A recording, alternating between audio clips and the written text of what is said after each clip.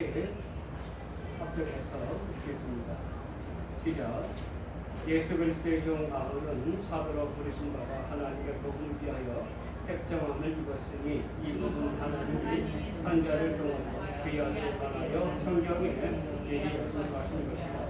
그의 아들에 관하여 말하면 육신으로는 다윗의 은혜에서 나셨고 상결의 영혼은 죽은 자들 가운데서 부활하사 능력으로 하나님의 아들로 선고되셨으니 우리 주 예수 그리스도시니라. 그로 말미암아 우리가 은혜와 사도의 기쁨을 받아 그의 이름을 위하여 모든 이방인 중에서 믿어 순종하게 하나니 너희도 그리 중에서 예수 그리스도의 것으로 부르심을 받은 자니라. 로마에서 하나님의 사랑하심 받고 성도로 부르심 받은 모든 자에게 하나님 우리 아버지와 주 예수 그리스도로부터 은혜와 평강이 있기를 원하노라. 아멘. 지난주에 말씀을 증거해서 드렸지만은 바울은 자신을 아껴서 그리스도의 예수의 종 바울이다, 사도 바울이다 이렇게 말한 것을 우리가 보게 됩니다. 로마서의 교인들에게 보낸 사람이 바로 예수 그리스도의 종이고 예수 그리스도의 사도다 이렇게 증언하는 그런 모습을 우리가 보게 됩니다. 사도 바울이 그가 사도 13번째 사도로 부름을 받은 것은 전적으로 하나님의 은혜의 선물이다 이렇게 전하고 있는 것들을 우리가 보게 됩니다. 그는 스스로 자원하여 오직 그리스도만 섬기고 충성을 다하기로 작정한 삶을 살게 되어서 그래서 나는 예수 그리스도의 종이다 이렇게 고백하는 모습을 우리가 이제 보게 됩니다. 하나님의 아들 예수님도 천지 창조의 주님이시다라고 성경은 기록하고 있습니다. 그 성자 예수님이 모든 믿는 자들에게 영생의 생명을 주시려고 이 땅에 오신 분이 바로 예수 그리스도시다라고 성경은 기록하고 있습니다. 그 높으신 하늘의 자리에서 스스로 내려오사 낮고 천한 이 땅에 오셔서 사람들의 종이 되어주셨다고 성경은 기록하고 있습니다. 예수님의 생애를 기록한 4개의 책 중에 특별히는 마가복음이 가장 먼저 쓰여진 책이다 이렇게 역사적으로 말하고 있습니다. 사복음서 중에 가장 처음에 기록한 책이 마가복음인데 이 마가복음의 특징은 그리스도의 탄생에 대해서 소개하고 있지 않습니다. 예수님께서 오직 하나님 말씀을 증거하면서 병든 자들, 죽은 자들, 가난한 자들을 성령의 능력으로 살리신 일들을 기록하고 있는 모습을 우리는 보게 됩니다. 그래서 우리는 마가복음을 소의 복음이라고 말하고 있는 것들을 우리가 보게 됩니다. 마가복음 10장 45절의 말씀 보게 되면 인자가 온 것은 섬김을 받으려 함이 아니라 도리어 섬기려 하고 자기 목숨을 많은 사람의 대성물로 주려 함이로다 이렇게 말씀하는 것들을 우리가 보게 됩니다. 빌립보서 2장 5절 이하를 보게 되면 너희 안에 이 마음을 품으라 곧 그리스도 예수의 마음이니 그는 근본 하나님의 본체시나 하나님과 동등됨을 취할 것으로 여기지 아니하시고 오히려 자기를 비어 종의 형체를 가지사 사람들과 같이 되셨고 사람의 모양으로 나타나서 자기를 낮추시고 죽기까지 복종하셨으니 곧 십자가에 죽으심이라. 하나님이신 예수님이 하나님의 아들이신 예수님이 사람의 모양으로 종의 모양을 이 세상에 오셔서 우리 사람들을 종의 위치에서 섬기시다가 십자가에 끝내 죽으셨다라고 성경은 기록하고 있습니다. 예수님이 이 땅에 오신 목적 무엇을 위하여 그렇죠?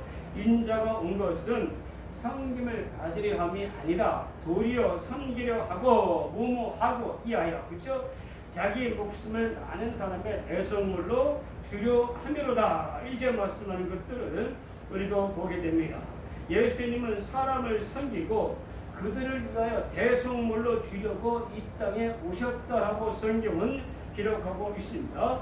선은 평생 주인만을 위하여 일하고 섬김을 다하다가 마지막에는 자신의 모든 것을 주인에게 다 내어줍니다. 그래서 마가는 예수 그리스도의 삶을 그렇게 비유하고 있는 모습을 우리는 보게 됩니다. 이 땅에 오신 주님은 30년 동안 가정을 위해 봉사 헌신하시고 마지막 3년 6개월들은 온 세상 사람들을 위하여 자신을 넘어 십자가의 대성물로 주로 우리들에게 내오셨다고 성경은 말씀하고 있습니다. 우리들은 그 거룩하신 하나님 앞에 예수 그리스도의 십자가의 은혜로 하나님 앞에 담대히 나아감을 얻게 된 것입니다. 사도 바울처럼 우리를 부르신 하나님 목적이 무엇입니까? 이 사도라는 것은 하나님 부르셨다는 뜻입니다. 아포칼리시스, 하나님 부르셨다. 왜 우리를 부르셨습니까? 우리 그리스도인들을 하나님 아들 예수 그리스도를 통하여 우리들을 죄에서 구원하시고 이 세상에 복음을 전하라고 우리를 부르신 것이다. 세상을 십자가의 사랑으로 섬기고 희생을 다할 때 하나님 우리의 삶을 통하여 영광을 받으신 것이다. 지난번에 기독교 신문을 보니까 왜 교회가 힘이 없어졌느냐, 왜 오늘 교회가 기독교가 동네 사람들에게 얻어맞는 그런 동네 신세가 전략을 하고 말았냐 이렇게 물어보면서 답이 무엇이면 기독교가 희생을 잃어버렸다. 기독교가 교회가 이 사회를 위해서 세상을 희생하는 것을 잃어버렸기 때문에 결국 동네북이 되어버리고 말았다라고 말하는 것을 보았습니다. 오늘 하나님의 복음을 위하여 오늘 사도 바울은 말하고 있습니다. 내가 하나님의 복음을 위하여 택정함을 입었다. 하나님의 복음을 위하여 택정을 입었다. 이 택정함을 받는다는 뜻은 무슨 뜻입니까? 여러 성경의 번역을 살펴보니까 따로 세우심을 받았다. 따로 임명된 사람이다. 특별히 선택된 사람이다. 거룩하게 구별되었다. 이 세상에 보내어진 사람이다. 현대의 성경은 그렇게 번역한 모습을 우리가 보게 됩니다. 사도 바울은 갈라디아서 1장 15절에 말하기를 그러나 내 어머니의 태로부터 나를 특정하시고 그의 은혜로 나를 부르신 이가 예레미야 1장 5절에 내가 너를 모태에 짓기 전에 너를 알았고 네가 배에서 나오기 전에 너를 선발하였고 너를 여러 나라의 선자로 세우노라 하시기로. 하나님이 예레미야 선자를 세웠는데 하나님은 우연히 할 일이 없는 무의도식한 그런 일자리가 없는 예레미야를 하나님이 세우신 것이 아니라 너를 모태 전에 짓기 전에 너를 알았고 네가 배에서 나오기 전에 너를 성별하였고 구별하였고 너를 여러 나라의 선자로 세웠다라고 하나님 말씀하신 것을 우리가 보게 됩니다. 즉 사도 바울은 하나님이 자기를 창세전부터 어머니의 태에서 짓기 전부터 하나님이 자기를 택하셨다, 특정하셨다라고 오늘 성경은 말씀하고 있습니다. 사도 바울은 모든 선자와 사도들처럼 태어나기 전부터 하나님의 택정을 받아 사도가 되었다고 고백하고 있습니다. 우리가 이 세상에 태어난 것이 결코 우연이 아니라 필연입니다. 하나님의 목적이 있어서 우리들이 이 땅에 태어나게 하신 것입니다. 한 생명 한 생명이 얼마나 귀중한 존재입니까? 우리가 자녀를 낳고 키우다 보면 정말로 하나님의 놀라운 섭리와 작정과 계획을 깨닫게 됩니다. 하나님이 한 생명을 이 세상에 태어나게 하기 위하여 우리를 그 수많은 위험에서 건져주시고 생명을 보존하여 주시고 이 넓은 위에 사랑하는 한 여인을 만나게 하시고 부부연을 맺게 하시고 사랑의 열매로 소중한 아이를 주셔서 가정을 이루게 하여 주셨다라고 성경은 말씀하고 있습니다. 이 모든 가정들이 하나님의 귀한 생명을 이 세상에 보내시기 위한 가정과 택정하심이 있음을 깨닫게 되기 때문에 우리는 하나님께 감사하게 되는 것입니다. 우리들이 하나님의 복음을 전하는 자로 부름을 받은 것은 바로 태중에 짓기 전부터 창세 전부터 하나님의 계획하심이 있으셨다라고 성경은 분명히 말씀하고 있습니다. 하나님이 특정하셨다는 것은 무엇입니까? 이 말을 정확하게 우리가 해석을 한다면 하나님이 준비하셨다는 것입니다. 하나님이 준비된 하나님의 복음을 전하기 위하여 준비된 사람이다. 지난 11일 오후 6시경에 경남 함안군 광역천을 이동근 씨가 46살 되는 아저씨가 지나가다가 물속에 빠져가지고 호적거리는 3명의 아이들을 보고 들어가서 건져서 구원해줬습니다. 9살과 10살의 형제, 그 다음에 12살 어린이가 그 강렬천에 빠져가지고 물속에 빠져가지고 호적거리고 있을 때에 그는 달려 들어가서 그 세 어린이를 거출해내는 그런 힘든 일을 감당했습니다. 이동근 씨는 2명의 어린이를 먼저 구원하고 3번째 또 들어가려고 하니까 이게 힘이 빠져가지고 자기 자신에게도 의심이 생겼습니다. 내가 3번째 어린이를 구할 수 있을까? 아니면 포기해야 될까? 그러나 물에 빠져서 죽어가는 아이를 그냥 놔둘 수가 없어서 그는 마지막 전력진 힘을 다해서 들어가서 그 아이까지 구출해내고 기진맥진에 쓰러지고 맙니다. 이 광역천은 평소에 물이 아주 얕아서 아이들이 물놀이하기가 좋았다고 합니다. 근데 요즘에 막 폭우가 쏟아지고 비가 막 갑자기 쏟아졌죠. 그래서 깊은 곳이 2m, 아주 깊은 곳이 3m의 웅덩이가 만들어졌다는 겁니다. 근데 아이들이 평소처럼 그 광역천이 얕은 줄 알고 들어갔다가 그만 깊은 웅덩이에 빠지고 만 것입니다. 그 3명의 아이들 구원했습니다. 기자가 물어봤습니다. 어떻게 3명의 아이들을 구출해낼 수 있었을까? 그랬더니 이 이동구 씨가 이런 말을 했습니다. 예, 제게도 저 아이들 같은 아이들이 제게 아이들이 있습니다. 그런데 한 번은 제가 한 10여 년 전에 이런 생각을 해봤습니다. 아이들을 키우다가 혹시 쟤들이 물에 빠지면 어떻게 하지? 나는 수영을 할지 모르는데 물에 빠지면 아이를 구출해내야 되는데 그 생각이 들면서 가장 가까운 내가 먼저 우리 아이들을 구출해내야 되지 않겠느냐. 그래서 그때부터 10년 전부터 수영장을 다니면서 열심히 수영을 배웠다는 겁니다. 예, 단순히 혹시라도 우리 아이들이 화천에 빠져서 물에 빠져서 허우적거리면 들어오시면 안 돼요. 들어오시면 안 되고 밖에서 기다리세요. 네. 밖에서 기다리세요. 들어오시면 안 되고.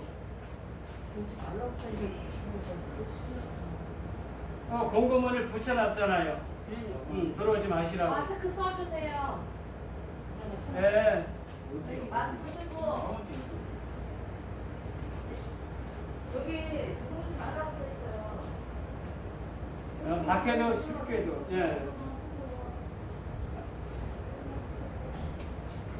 그래가지고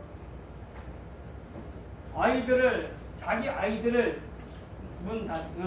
아이들을 구출해내기 위하여 열심히 훈련하고 연습을 했는데 그 연습한 것이 결국 지나가다 우연히가 물에 빠진 새 아이들을 보고 구출해내는 놀라운 일을 해내었습니다. 그리고 이 일로 인하여서 이동근 씨는 경남 함안군 서방서로부터 용감한 시민상을 받게 되었다고 합니다. 이까지 준비된 사람을 통하여 아이들의 생명도 구원하는 그런 모습을 보게 됩니다. 우리는 하나님의 복음을 전하기 위하여 준비된 하나님의 사람이라고 우리는 생각이 되어집니다.